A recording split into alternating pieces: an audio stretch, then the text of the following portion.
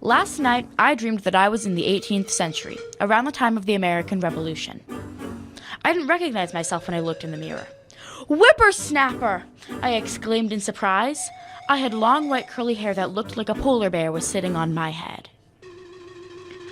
I wore a long red coat and was surprised to find a guava in my pocket. I turned around and saw that Val and my mom were also with me. "Rapscallion," I said to Maddie, who replied by saying, "Minecraft is about to start outside. Will you be playing?" I agreed, and we galloped outside to play Minecraft. After about 143 minutes, the sky began to turn purple, and it began raining Sprite.